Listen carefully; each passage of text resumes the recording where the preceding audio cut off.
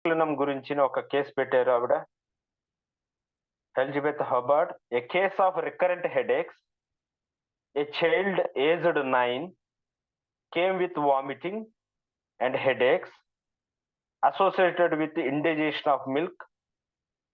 Allergy specialists found violent allergy to milk, which she loved. Family history of tuberculosis, restlessness, whining, delicate girl with many stomach aches. So ఇక్కడ family హిస్టరీలో బాగా గమనిస్తే tuberculosis ఉంది. So she is restless girl, weaning, delicate girl with many stomach aches, relief of headache in the wind, open air, that means wind, relief of headache in the wind. Tuberculinum bovinum 10 mg was given. After this, the daily headaches were completely absent for 4 months and the child was gradually enabled to drink milk. So ఇక్కడ మనం tuberculosis కి ఒకటి ట్యూబర్కులినం ఎందుకు ఇవ్వాల్సి వచ్చింది అని అన్నదానికి family హిస్టరీలో ట్యూబర్కులోసిస్ ఉంది, అది ఒక పాయింట్. రెండోది రెస్ట్లెస్నెస్. ఈ రెస్ట్లెస్నెస్ అని అనేది ట్యూబర్కులోసిస్ ని ట్యూబర్కులినం ని ఇండికేట్ చేస్తుంది. చాలా స్పీడ్ గా ఉంటారు వాళ్ళు. సో ట్యూబర్కులినం 10 mg ఇచ్చారు. బేస్డ్ ఆన్ అది ఒకసారి ఎలర్జిక్ టు మిల్క్ అనే రూబ్రిక్ తీయండి. ఫుడ్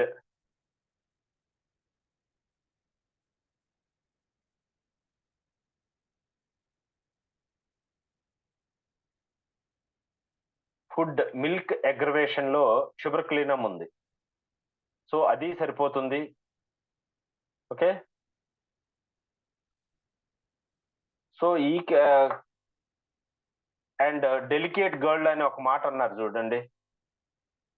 అంటే ఈజీగా ఏదైనా సరే చిన్నపాటి వెదర్ కానీ చిన్నపాటి ఫుడ్ ఐటమ్ కానీ ఏదైనా సరే ఒక్కటి తీసుకుంటే చాలా ఈజీగా ఎఫెక్ట్ అయిపోయే నేచర్ మనం డెలికసీ కింద తీసుకుంటాం.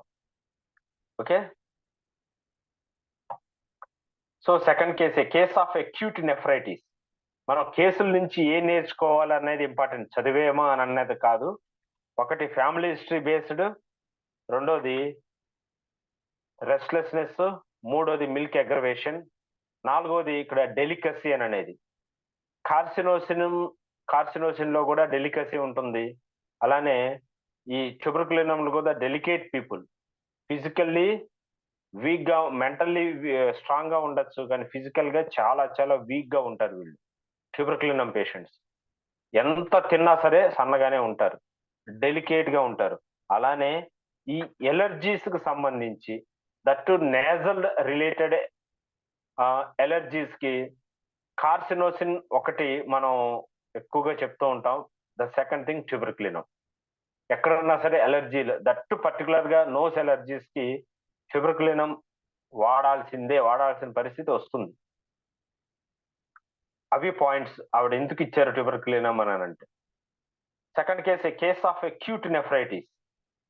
ఏ man of 52 suddenly discovered blood in urine, fever 101, great weakness and restless. On examination, there was some tenderness over the left kidney. He was excessively thin, although he ate well and had scar of an empyema, rib resection 20 years before.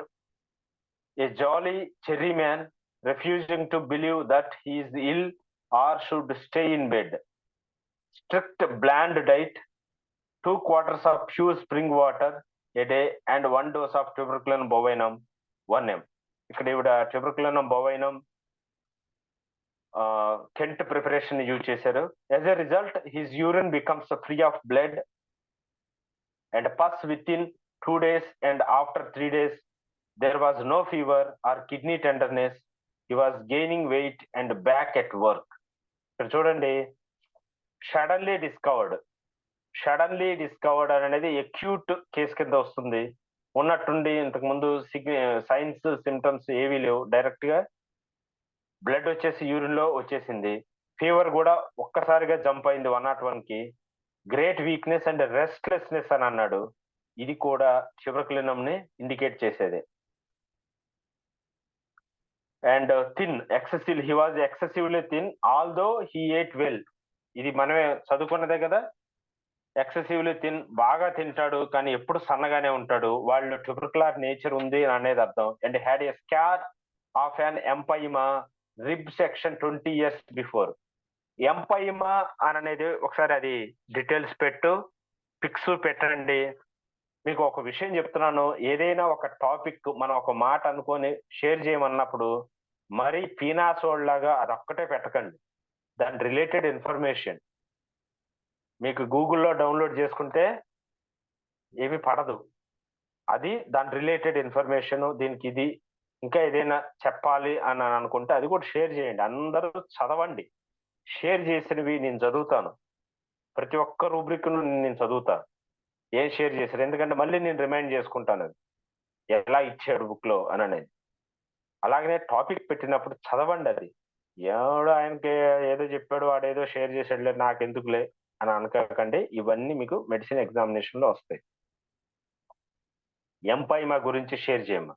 Empyema వచ్చినప్పుడు అప్పట్లో rib resection చేశారు. అంటే అప్పట్లో పస్ form అయి ఉండాలి, ఒక accumulation ఎగ్జుడేషన్ form అయి ఉండాలి. చేసి రిసెక్షన్ చేసి దాన్ని బయటకు తీసినట్టున్నారు మొత్తాన్ని. ఓకేనా.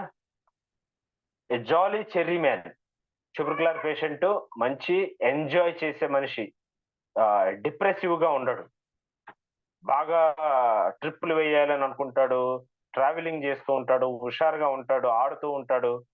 కానీ గాలి వస్తే గాలితో పాటు వెళ్ళిపోతూ ఉంటాడు. అంటే ఒక గాలివాటం వ్యక్తి, ట్రావెలింగ్ ఎక్కడ పడితే అక్కడ తిరుగుతూ ఉంటాడు, అంత సన్నగా ఉంటాడు. Refusing to believe that he's will or should stay in bed, అంటే ఒక చోట కూర్చోవటానికి కూడా అతనికి ఇంట్రెస్ట్ లేదు, ఎప్పుడు తిరుగుతూనే ఉండాలి, ఆడుతూనే ఉండాలి, ఇక్కడికి అక్కడికి. వాడికి ఇంత ఎంపైమా ప్రాబ్లం వచ్చిందా, ఫీవర్ ఉందా, అక్యూట్ రీనల్ ఫెయిల్యూర్ ఉందా, ఇది ఏమీ అతను ఆలోచించడు. సో ఇక్కడ మనకి ఈవిడ ఇండైరెక్ట్ గా చెప్తుంది ఏంటంటే ట్యూబర్కులినం నేచర్ చెప్తూ ఉంది.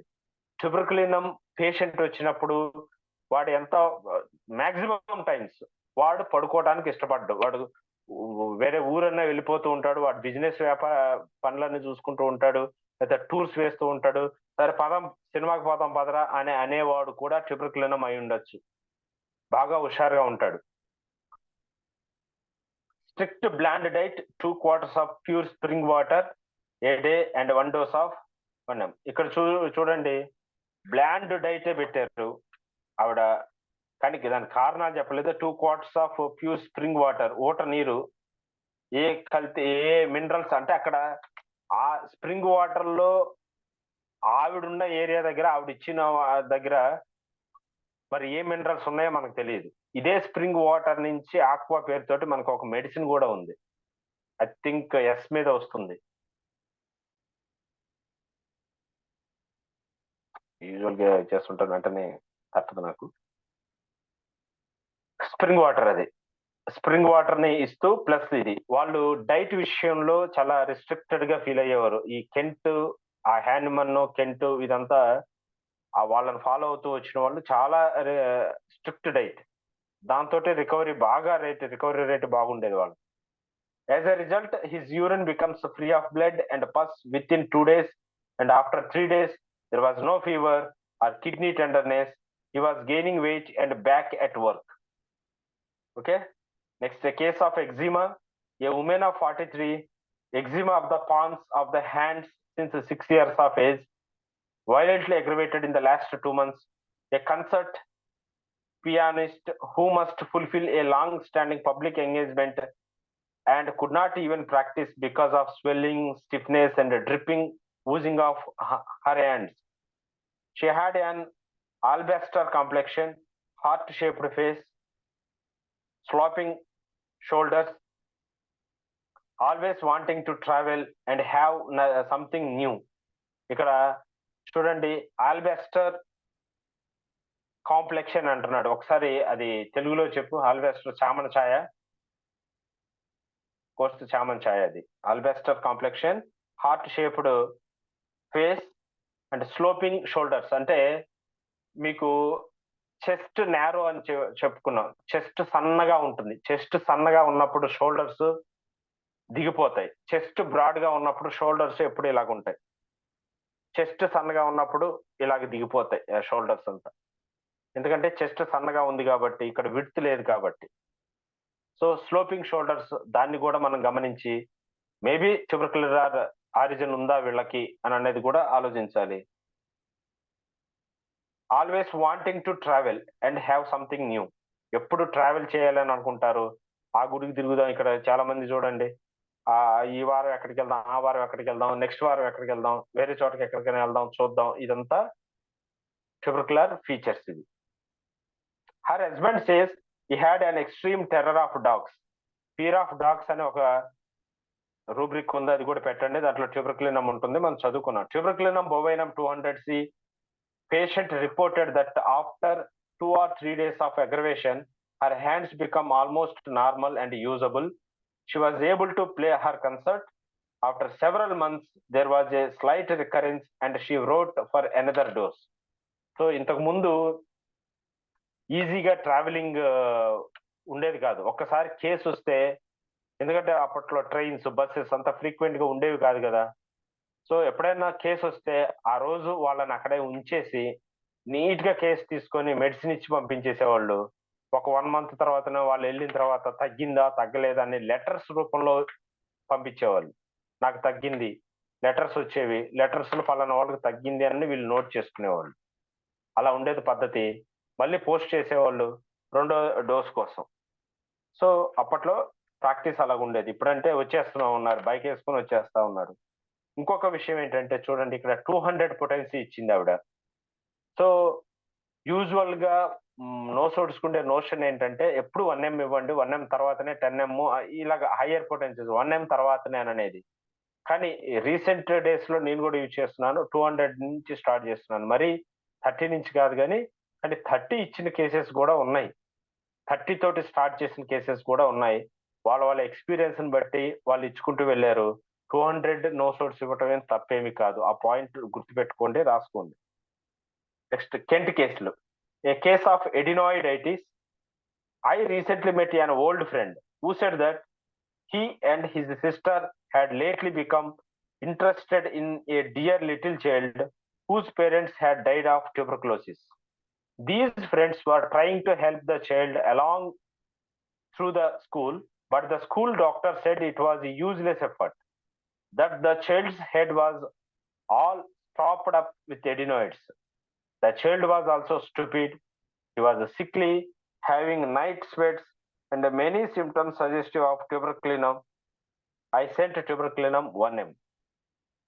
చూడండి ఇక్కడ head all stopped up with adenoids అంటే ముక్కు లోపల ఎడినాయిడ్స్ అనేది టాన్సిలర్ గ్రోత్స్, లింఫాయిడ్ టిష్యూస్ అవి ఎక్కువగా పెరిగిపోయి ఉన్నాయి.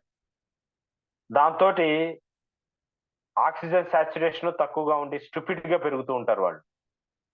He was sickly, having night sweats and many symptoms suggestive of tuberculinum. So sick గా ఉన్నాడు, అలాగనే హ్యావింగ్ నైట్ స్వెట్స్ మనం చదువుకున్నాం. నైట్ స్వెట్స్ ట్యూబర్కులినం యొక్క సిమ్టమ్. అలాగనే సోరినంలో కూడా నైట్ స్వెట్స్ ఉంటుంది.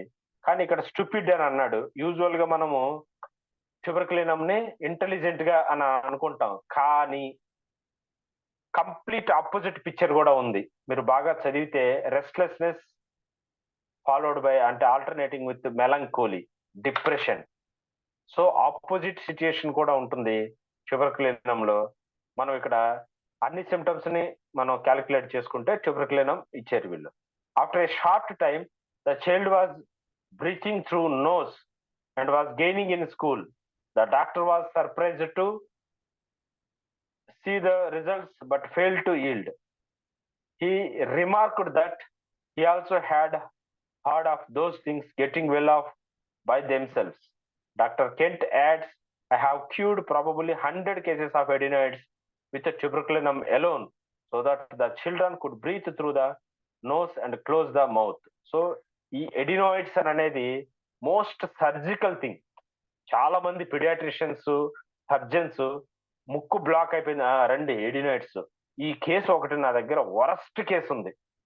వరస్ట్ కేసు, అతనికి టాన్సిల్స్ తీసేశారు, మళ్ళీ రెండోసారి సర్జరీ చేసి ఎడినాయిడ్స్ తీసేశారు. So no protective mechanism for respiratory system. ఆ అబ్బాయికి దగ్గు రోజు దగ్గే. అతను మన దగ్గరికి వచ్చిన తర్వాత వెంటనే మరుసటి రోజు ఫోన్ చేసి, ఇంకా ఏంటి మనకి కాఫ్ తగ్గలేదు సార్, మెడిసిన్స్ ఇచ్చారు. ఇదే ముక్క అక్కడికి వెళ్ళి ఎడినాయిడ్స్ తీసిన వాడిని, ఆ టాన్సిల్స్ లేపేసిన వాడిని మాత్రం అడగరు, ఎందుకు మా అబ్బాయికి ఇన్ఫెక్షన్స్ వస్తున్నాయి అని. ద నెక్స్ట్ డే కాఫ్ తగ్గేది కాదు. ఎందుకంటే స్టాప్ చేయవలసిన చెక్ పోస్ట్ అక్కడ ఆగిపోయి ఉంది. అక్కడ చెక్ పోస్టే మొత్తం తీసి పడేశారు, ఎత్తి పడేశారు. సో దగ్గు ఎలా తగ్గుతుంది? వీళ్ళ ఎక్స్పెక్టేషన్ మన దగ్గరికి వచ్చినప్పుడే ఎక్కువగా ఉంటది, నెక్స్ట్ డేనే ఎందుకు తగ్గలేదు అంటే. సుమారుగా ఒక 10 years నుంచి సఫర్ అవుతున్నాడు. వెళ్ళి ఆ ఎడినాయిడ్స్ తీసినోడిని, టాన్సిల్స్ తీసినోడిని అడగే ధైర్యం ఉండదు వీళ్ళకి. మళ్ళీ ఇక్కడికి వచ్చి యాంటీ అలర్జిక్ మెడిసిన్స్, స్టిరాయిడ్స్ వాడేస్తూ ఉంటారు, దాంతో కంపేర్ చేసుకుంటూ ఉంటారు. అది I have cured probably 100 cases of adenoids. Adenoids కు భయపడాల్సిన అవసరం లేదు, మెడిసిన్ ఇస్తే శుభ్రంగా తగ్గిపోతాయి. చాలా కేసులు చేశాం, టాన్సిల్స్ కేసులు, ఎడినాయిడ్స్ కేసులు చాలా కేసెస్ చేసాం. మనకు హోమియోపతిలో పాసిబిలిటీ ఉంది. లేదా కొంత ఏజ్ వచ్చే కొద్దీ ఆటోమేటిక్ గా పోతూ ఉంటాయి. ఆ లోపు వాడికి ఇబ్బంది కలగకుండా మనం చూసుకోవాలంతే. So this is about tuberculinum of Kasim Chintanwala. Okay, so ఏం చెప్పాడు కేసెస్ లో, ఐ థింక్ కొంత అర్థం మీకు అయింది అని అనుకుంటున్నాను. ఓకే, హాబ్జీ.